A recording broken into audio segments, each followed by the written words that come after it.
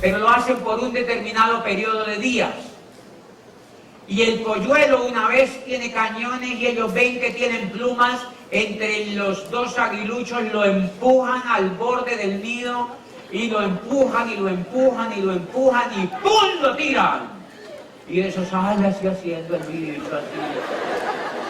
Nadie se tira a decir, ay, vamos a ayudarle, dicen, ay, se quedan así arriba viendo.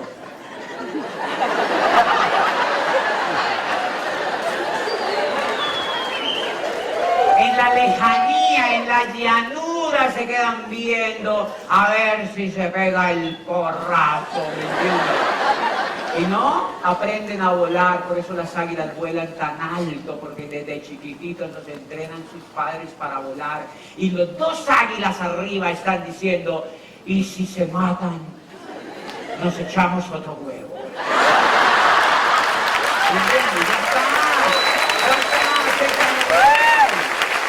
esa es la biología pura, es la biología pura. Es la biología pura. Programada por la naturaleza, nosotros somos... ¿Qué hace un papá acá? Ay, mi hijo, 27 años, acuerpadísimo así. Y se va, y no, consigue un depa. Y van a... ¿tendrá comida? ¿No de beber? Se van a mirar. ¿Lavaría sus calzoncillos? ¿Se bañaría? O sea, el papá los sobreprotege. Y eso es un tema educativo. Yo tuve la educación de la biología, la educación natural de la biología. Yo tomé mis propias decisiones, me voy ahí donde mi tío, papá, hay algo para mí, no hay nada, hay algo para mí, no hay nada. A los 2 meses de tanto recorrer la ciudad, entonces cuando me preguntan, pues yo digo, es que yo ya había dado planes. Yo ya sabía lo que era ir a buscar personas. Yo ya sabía lo que era ir a una empresa y ver quién sonreía. Yo ya sabía lo que era encontrar gente que no tenía cariño ni corazón. Yo ya eso lo sabía. Por eso a mí el escáner me funciona hoy en día, porque lo activé desde muy temprano. Entonces yo cuando voy en la calle, yo veo quién tiene buen corazón y quién no. Yo le hago así. Ya. Más o menos me funciona y por eso tengo un negocio maravilloso. Desde ahí viene el aprendizaje. Desde ahí viene el aprendizaje, desde ahí viene el aprendizaje, desde ahí viene el aprendizaje. Desde ahí viene el aprendizaje, el aprendizaje. Por eso en Michigan, ahorita que yo llegué a Embajador Corona, me llevaron en un avión privado. Y una de las personas del directivo de Michigan me dijo, hay como una rueda de prensa, me dijo uno, mire, a nosotros nos impacta que usted ha llegado en 10 años al nivel de Embajador Corona y esa es la tasa que gastan los asiáticos para llegar. Pero usted es latino. Como que dice un poquito más lento, hello. ¿Cómo lo hizo? Entonces yo por eso les conté esta historia, nunca yo la había contado, sino fue después de Embajador Corona. Yo de ese día se me iluminó el bombillo, yo le dije, mira, yo no llevo 10 años haciendo el negocio de Amway, yo llevo 40. Llevo 4 décadas aprendiendo a hacer esto de manera indirecta. Van a darse cuenta de lo increíble a los 2 meses. De tanto voltear en esa ciudad, yo nunca pensé volverme para donde mi tío. No. Yo nunca pensé volverme para donde mi tío. Para mi casa. Me quedé ahí donde mi tío y a los 2 años, a los 2 meses más o menos, llegué a un sitio grandotote, era como el ala de este auditorio, lindo, gigante, y era el almacén más grande de ahí de la ciudad, y entré y le dije a la cajera, yo quiero trabajar aquí, y me dijo, no, esto aquí no hay nada, eso está lleno. Y yo le dije, ¿dónde está el dueño? Imagínate, yo estaba chiquito y se me ocurrió preguntar, dice, ¿dónde está el dueño? ¿Quiere que le diga una cosa? El bombillo se ilumina de tanto practicar.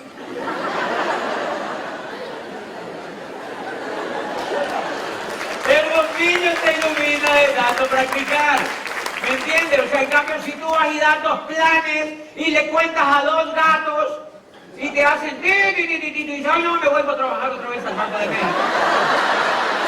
El cerebro no aprende nada, ¿me entiendes? Pero si tú has matado gente como loco y todos te han dicho que no y no sé qué, el cerebro aprende. El cerebro dice, ven, te enseño un poquito baboso, estás empatando. O sea, el cerebro es tan increíble que aprende, te da una pista. Y yo no sé, a mí se me ocurrió, ¿dónde está el dueño? Y me dijeron, sí, estaba allá arriba. Y me voy yo para allá, y me subí. Y cuando yo entré, era un señor de unos 55 años, era deportista, era de buena presencia y se veía amable. Tenía un gran corazón. Desde que yo lo vi, yo dije, ese señor es bacano, frontal, no mentira. O sea, yo lo vi así. Y entonces me dijo, ¿tienes cita conmigo? Yo le dije, no, pero... Y entonces le dijo a la secretaria, mira que no sé qué, como quien dice, ¿quién no me dejó entrar? Yo le dije, mire, déjeme. Yo me fui y le dije, déjame un segundito solamente. Yo te cuento en 5 minutos algo. Y no me demoró nada. Y me senté así sin que me dijera, no, de hecho ya estaba sentado. Y le conté y le dije, mi madre se murió, yo vivo en tal sitio, es lejísimo de aquí. Y me vine hace 2 meses, yo quiero trabajar en esta ciudad. Le dije, llevo 2 meses buscando y no sé, hay algo que me dice que es aquí donde tengo que trabajar. Le dijeron que usted es el dueño. El tipo se quedó viendo y me dijo, ¿cuántos años tiene? Yo le dije, yo tengo 14 años. Y me dijo, no, está muy chiquito, yo no puedo porque eso es ilegal. Yo dije, yo no lo demando, tranquilo. Yo no lo demando, póngame a hacer cualquier cosa que yo quiero trabajar. El tipo se quedó viéndome y me dijo, hagamos una cosa, empiece como un mensajero de la oficina y yo te pongo como mensajero de la oficina. No, yo sentí una alegría por dentro. Yo le dije, lo espero mañana a las 8 de la mañana. No me preguntó nada más, dijo a las 8, él dijo 8 de la mañana, yo estaba en la esquina y me fui para donde mi tío y me dijo, mira, ¿cómo le fue? Yo le dije, ya conseguí trabajo. ¿Dónde? Y dije, no le puedo contar. A las 8 de la mañana yo estaba listo en la oficina y resulta que el señor, pues ahí ya me contaron, me dijo, mire, la casa de él es a 4 cuadras de aquí, 4 o 5 cuadras, me acuerdo, era ahí en el sector. Y entonces el señor le empezó a mandar, le dijo, mira, es para que me haga mandado más o menos. Y le mandaba flores a la esposa. Imagina, yo creo que era bien infiel.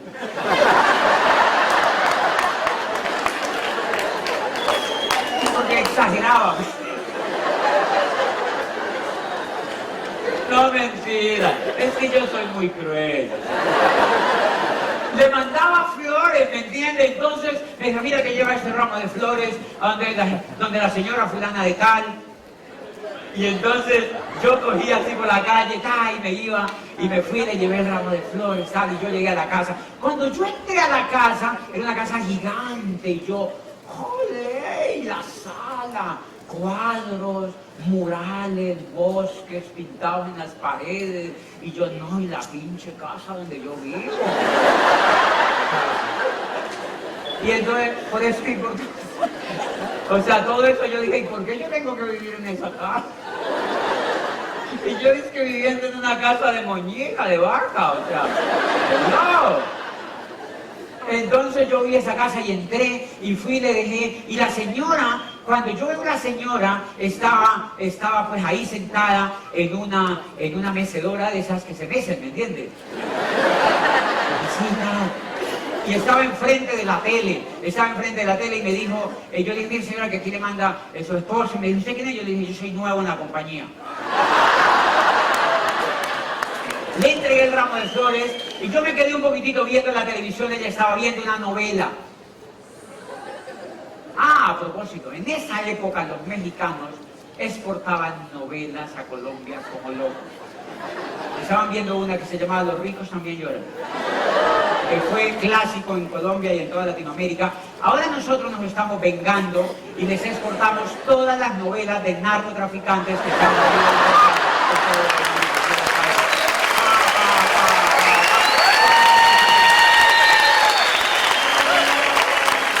Ay, Dios mío. Se llama La venganza de Montezuma. Y pues nada, entonces... ella estaba viendo Los ricos también lloran.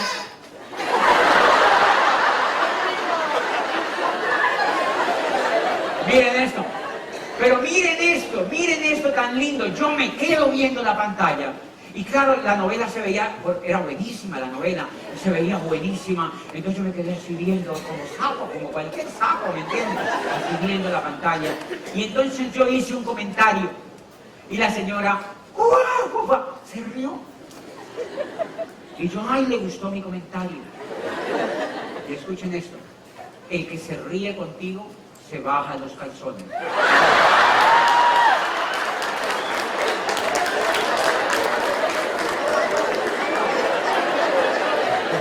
entiendes?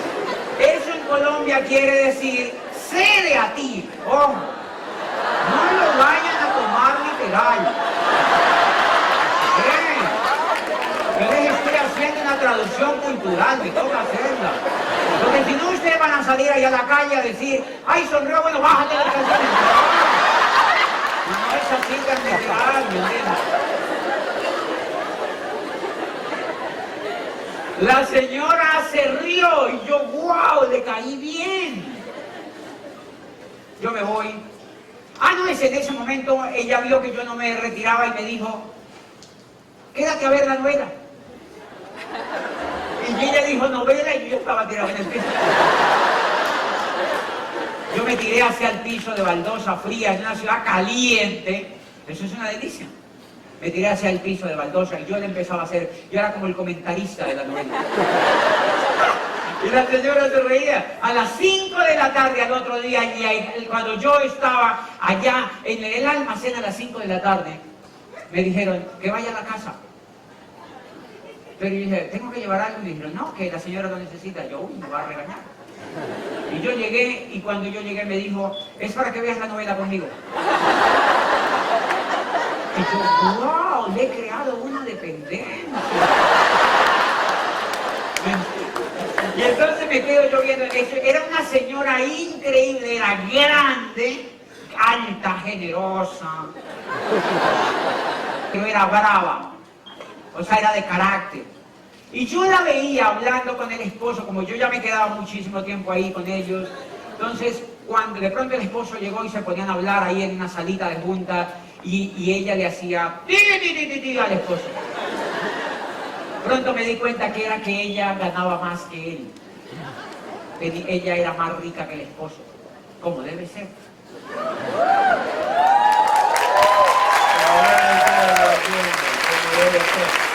Como debe ser. Claro, entonces la señora, seguramente el esposo le hacía algún reclamo y ella le hacía ti, ti, ti, ti, ti, con la chequera, y ahí se acababa el problema ya.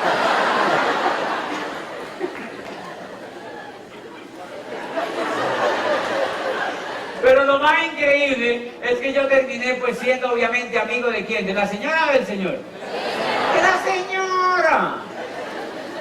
Y entonces cuando servían la cena, le decía a la empleada del servicio, sírvale a José.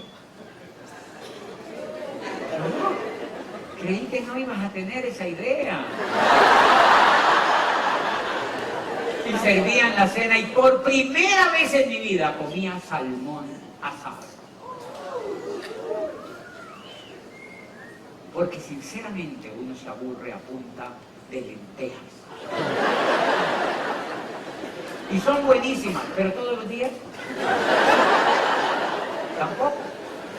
Entonces me servían comida y y ella me dijo, vente todos los días a las 5 para que veamos la novela. Entonces yo a las 5 de la tarde yo llegaba, ya habían pasado unos 8 días cuando ella me dijo, para hacerle el cuento muy cortito, me dice ella, ¿tú dónde vives? Yo le dije, yo vivo donde mi tío en tal parte.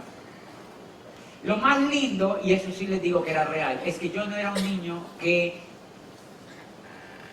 yo estoy seguro que no era un niño que demandara lástima, no sé si me entienden, sino que era alegre y tenía buena actitud.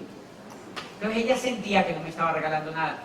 Porque si no, si tú vas así, ay, ayúdame, mire, ¿tú crees que esa señora rica va a querer ver la novela contigo? No, dice, ay, no, qué pereza. Y hay una cosa linda, desde niños a nosotros nos acostumbraron en nuestra casa a no pedir nada, desde niños. Nos acostumbraron a que un ser humano jamás debía pedir nada, se lo tenía que ganar. Y nuestros padres eran pobres, pero jamás pidieron nada. Jamás se humillaron pidiendo, ay, somos pobres, ayuda. No. Si teníamos camisitas, nos ponían las camisitas. Si teníamos calzones, nos ponían los calzones. Si no, sin calzones. Pero no era problema, ¿me entiendes? No era que viviéramos pidiendo. Nunca tengo la imagen que nuestros padres pidieran. Pues cuando yo veo gente pidiendo, yo digo, ¿qué es esto? Y hasta políticos pidiendo, ¿no han dado cuenta? Y curas por todos lados que pidiendo. Con una bolsita, ahí tenemos plata. Yo digo, ¿y por qué no trabajan? ¿Por qué tienen que meter a toda una cultura a pedir? Eso es malísimo para una cultura. Una cultura tiene que acostumbrarse a producir, no a pedir. Y entonces, pues nada, yo empiezo a ir a esa casa y ella me dice, ¿usted dónde vive? Y le digo yo que yo vivo en tal parte. Me dice, ¿por qué no te traes la ropa y te vienes para acá? Ella dijo, acá, y yo ya estaba ahí con el cuerpo.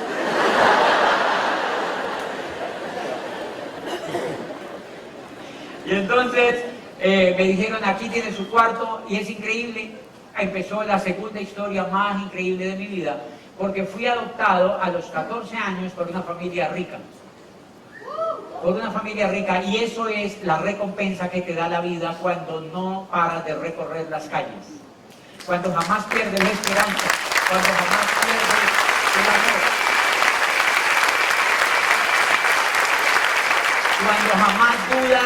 Cuando jamás dudas de las cosas que pueden ser. Yo no andaba buscando eso, pero me dijeron, vente para acá, aquí está tu cuarto, y yo... Entonces, ahí, ¿por qué les cuento esto? Porque empecé a tener asociación positiva, que es la segunda o la primera vez que tengo asociación positiva. No sé si me entienden. Primera vez que tengo asociación positiva, empiezo a ser criado por esos ricos. ¿Qué encuentro allí? Carros nuevos, casa grande, comida gourmet. Cambiaban de carro cada nada. Ay, ese carro, compren otro. Nos vamos de vacaciones, Dubái. Vámonos para Bogotá 15 días y allá era volteando en los carros con los hijos y no sé qué. Y claro, como yo estaba ahí pegado, pues no me podían hacer para un lado. Entonces, si iban a teatro, yo iba a teatro, si iban a cine, yo iba a cine, si iban a la montaña, yo iba a la montaña. Y fueron geniales, fueron generosos. Quiero decirles algo maravilloso. La señora tiene por ahí 80 años ya y ve estos programas por YouTube.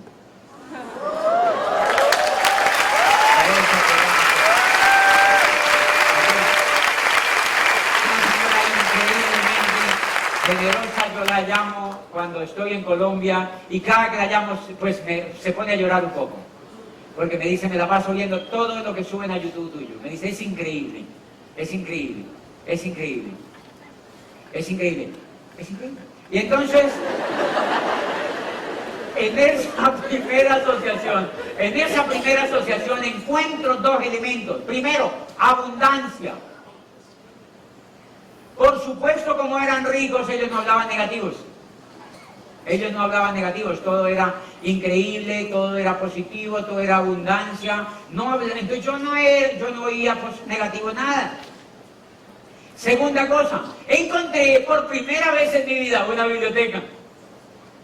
Ellos tenían una biblioteca y se iban de vacaciones y a mí me dejaban solo en la casa. Y en las noches, cuando yo terminaba de trabajar, en los almacenes de ellos, yo era el sapo. ¿Saben lo que es eso? El que contaba lo malo que pasaba. Porque yo era el de confianza. Entonces yo recorría los almacenes, veía más o menos qué plata había, yo contaba, y yo iba a los bancos, me entregaban montones de dinero, yo llevaba en un bolso así de grande el dinero. En ese tiempo no robaban. De verdad. Porque yo andaba con bolsos al hombro y yo estaba jovencito y yo llevaba bolsos al hombro y yo se los llevaba a un cajero de un banco y yo era amigo de los cajeros de los bancos, que yo era el que más plata llevaba. Entonces, pues por supuesto me tenían mucha confianza. Y entonces, ¿por qué creen que me tenían mucha confianza? Porque nunca me robé un peso, entonces ¿sí me entienden? Todo eso hace parte de los valores de una persona. Otra persona pudiera decir, yo me voy con este bolso para mi casa y no me vuelvo a aparecer por allá. Era esta lana, como dicen ustedes. Pues bien, la segunda cosa que encontré allí fue una biblioteca. Entonces se van de vacaciones para Hawái, que a propósito después yo les he contado, yo fui como diamante a Hawái. Ellos no me llevaban a Hawái. Me decían, usted tiene que quedar cuidando la casa. Yo decía, ok, yo me quedo aquí. Entonces ellos iban para Hawái. Después, cuando yo fui a Hawái y volé, Amway nos puso a sobrevolar el archipiélago de Hawái en un helicóptero negro. Y yo decía, acá eran de que se venían desgraciados. Pero yo me lo gané por mis manos, ¿me entiendes? Yo después me lo gané por mis manos. Entonces yo me quedaba en la casa, y ahí en la casa, en las noches me metía a esa gran biblioteca que tenían, era grande, digamos que era como toda esta tarima, y todos los anaqueles era alta y lleno de libros lindos, forrados, de lujo, porque eran, claro, enciclopedias de lujo y libros de colección, y era alfombrado con unos sofás gigantes, y yo me acostaba en esos sofás, agarraba un libro. ¿Qué título más raro? ¿Qué pasa con la vida después de la muerte. Entonces, acá. Libros misteriosos, me leí unos libros, nunca en mi vida volví a encontrar unos libros más misteriosos, tanto será que me parece mentira esa biblioteca, porque leí unas cosas que nunca más la volví a leer. Jamás volví a encontrar un libro tan raro como los que me leí en esa biblioteca. Me leí Tus zonas erróneas del Dr. Dyer, donde decía, toda la gente quiere buscar el éxito, todos quieren tener éxito en la vida, pero el secreto del éxito consiste en que, ¿por qué la gente no tiene éxito? Decía, porque la mayoría de la gente anda buscando la aprobación de los demás. Y andan buscando la aprobación de su esposo, de su esposa, de su madre, de sus vecinos, de sus amigos, y por eso nadie emprende ningún éxito. Dice, si tú quieres triunfar, te voy a dar el secreto del éxito, decía Dyer, jamás busques la aprobación de los demás. Y yo,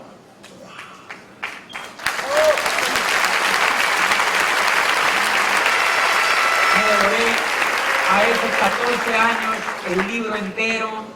Y yo vibraba de la emoción y leí la biografía de Einstein, de Edison, de Newton, la Revolución Francesa, la Revolución Americana, la Revolución Rusa, montones de esas cosas, pero sobre todo biografía de Franklin, de Roosevelt, y eso me impactaba. Por eso yo entreno a mis líderes, es para que lean, porque yo sé el poder que tiene la lectura en el ser humano.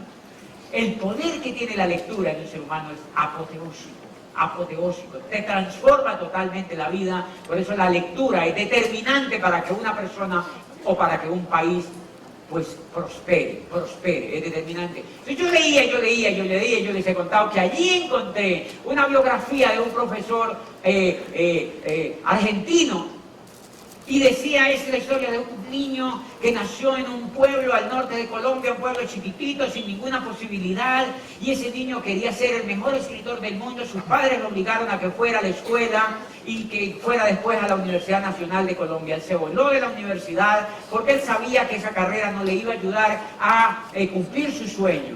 Decía, y entonces escribía sin ningún éxito, y se voló de la universidad y se fue a vivir a Cartagena de Indias, a un cuarto solitario de un hotel, y empezó a escribir todos los días. Escribió un libro que se llamaba La hojarasca, malo, nadie lo leía, pero él seguía escribiendo.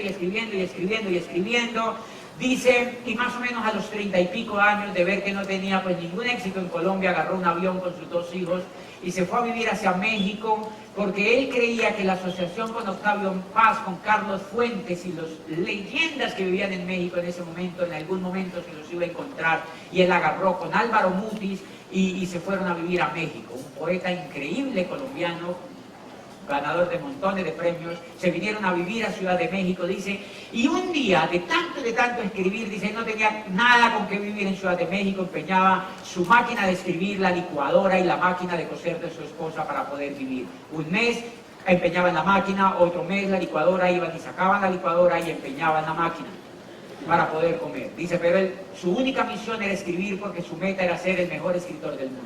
Pero no lo había logrado hasta allí, tenía 30 y pico de años, y un día iba para Acapulco con su mujer y sus hijos, y de pronto se le ocurrió, iba a unas vacaciones de familia que querían darse. La mente de pronto le soltó algo. Muchos años después, frente al pelotón de fusilamiento, el coronel Aureliano Buendía no podría olvidar aquella tarde remota en que su padre lo llevó a conocer el hielo. Entonces él dice, uy, esto es increíble, se devuelve hacia Acapulco, le dice a la familia, no vamos se devuelve hacia México, dice, no vamos a ningún Acapulco, vamos a quedarnos en Ciudad de México. Abre su oficinita, abre la máquina de escribir y se sienta y empieza.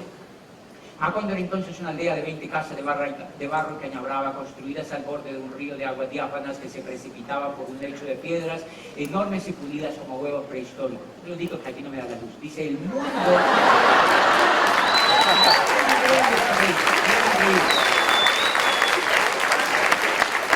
Dice, el mundo era tan reciente que muchas cosas carecían de nombre y para mencionarlas había que señalarlas con el dedo. Todos los años, por el mes de marzo, una familia de gitanos desarrapados llegaba al pueblo y con gran alboroto de gritos y timbales daban a conocer los nuevos inventos. Dice, primero llevaron el imán. Un gitano corpulento de barba, montaraz y mano de gorrión que se presentó a sí mismo como Melquiades hizo una truculenta demostración pública de lo que él mismo denominó la octava maravilla de los sabios alquimistas de Macedonia.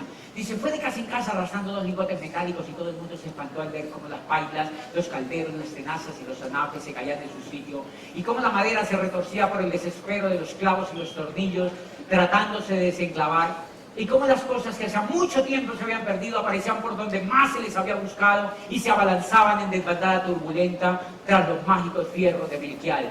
Dice, las cosas tienen vida propia, murmuraba el gitano con áspero acento, solo es cuestión de despertarles el alma, y continuaba diciendo, José Arcadio Buendía, cuya desaforada imaginación iba más allá del ingenio de la naturaleza y quizá más lejos que el ingenio y la magia, quiso valerse de aquella invención inútil para desentrañar el oro de la tierra. Melquiades, que era un hombre honrado, le previno, para eso no sirve. Pero José Arcadio Buendía, que por aquel tiempo no creía en la honradez de los gitanos, ahí mismo vendió su mulo y una partida de chivos para hacerse a los 2 lingotes imantados. Úrsula Iguarán, su mujer, que contaba con aquellos animales para ensanchar el desmedrado patrimonio familiar, no consiguió disuadirlo. Y él le contestó simplemente, pronto ha de sobrarnos oro para empedrar toda la casa. ¡Wow!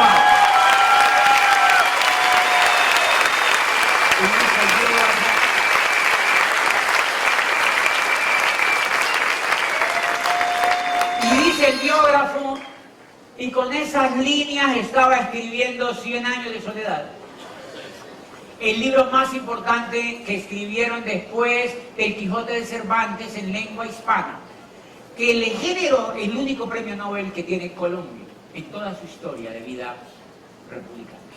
O sea, Gabo estaba partiendo la historia de la literatura en 2 y se convirtió en su tiempo en el mejor escritor del mundo. Se hizo adoptar como mexicano y murió en Ciudad de México y aquí como que está enterrado también. Lo que les quiero decir, lo más lindo es que el biógrafo decía, y era un niño que había nacido en Aracataca, un pueblo polvoriento del norte de Colombia, pero persiguió su sueño hasta lograrlo. ¿Qué creen que pensaba ese niño que estaba leyendo eso? Es válido perseguir los sueños. Eso era lo que pensaba ese niño que estaba leyendo el libro. Es válido perseguir los sueños, punto. Y ahí mismo empecé a pensar que yo iba a perseguir un sueño. Y entonces me empezó a meter la idea de que yo quería ser presidente de mi país. Entonces yo quiero ser presidente de mi país. Y empecé a preguntar, ¿qué estudian los presidentes? Derecho y ciencias políticas. Yo no sé en México, allá todos estudian.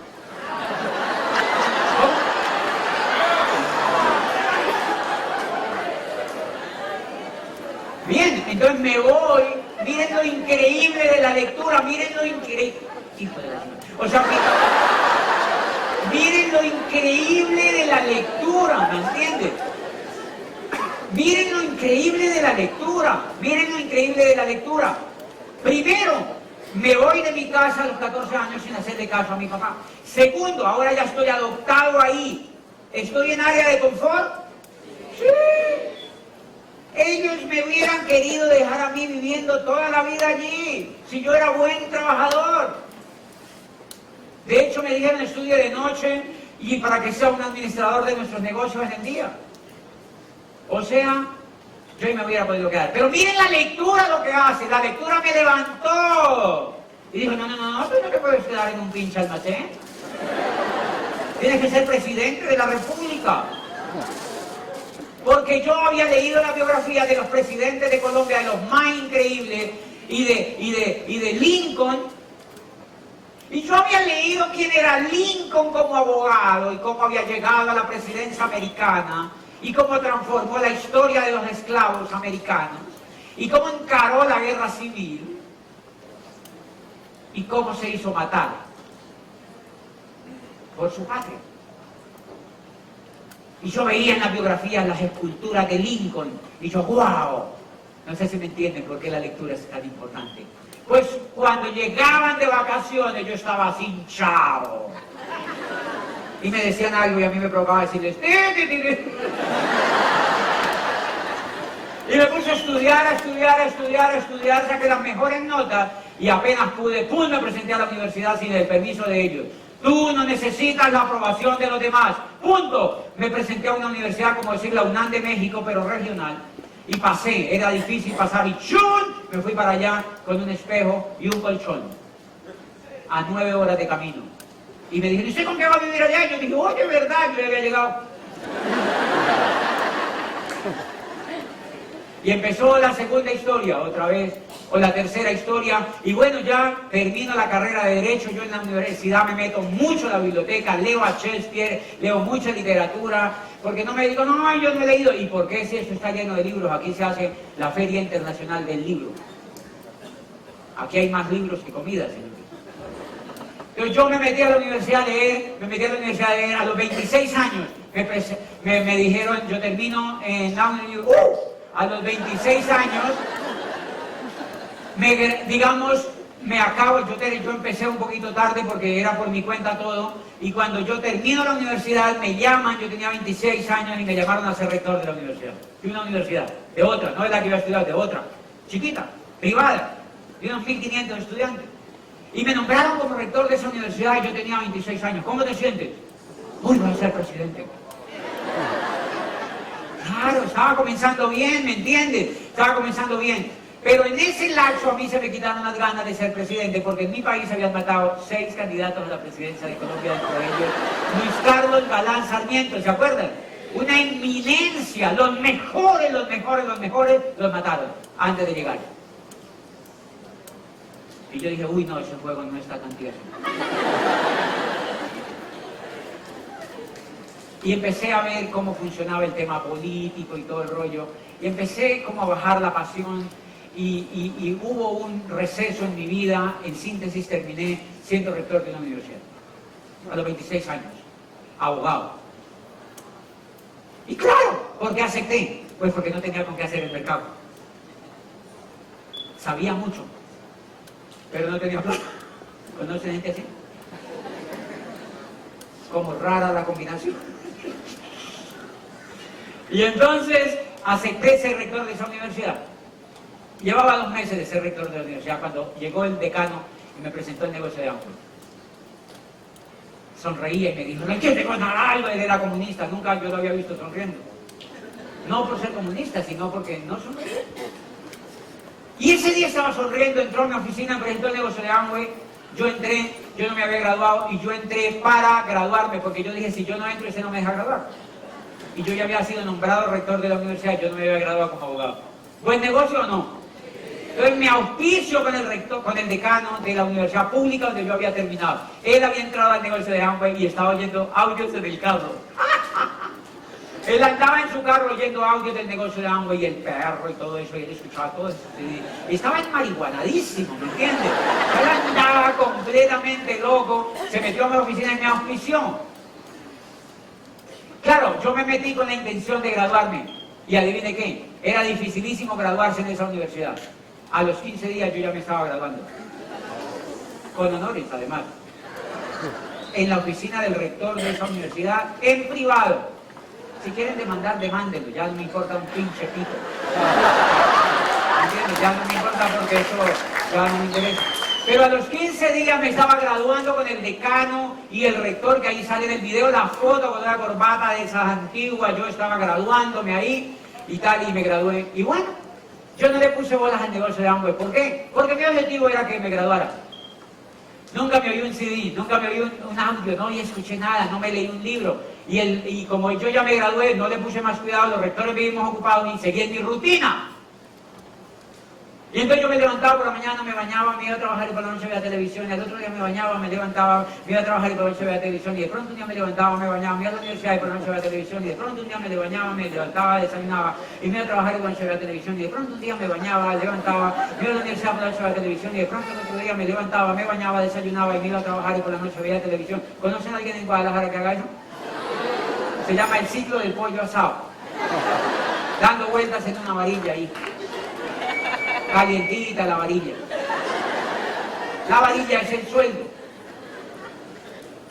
El sueldo. Uno está ahí dando vueltas en la rutina, eso se llama zona de confort. Y entonces yo decía, increíble, ¿por cuánto tiempo tengo que estar así? El Coco me decía, por toda la vida, idiota. Porque eso era lo que hacía todo el...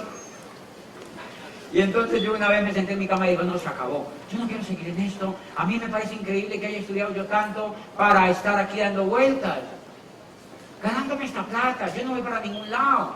Y dije, no, todo va a cambiar. Y ya llevaba unos meses, como un año casi, y me levanté y dije, no, todo va a cambiar. Y al otro día entonces me levanté, me bañé, desayuné y me fui a la universidad y por la noche vi televisión y al otro día me levanté, me bañé y me fui a la universidad. ¿Por qué no cambiaba nada? Porque en el coco todo seguía igual. Si tú quieres cambiar algo en tu vida, tienes que cambiar la información que quede en el coco. Yo no, eso no lo sabía. Entonces yo seguía ahí, 5 años dando vueltas en la varilla.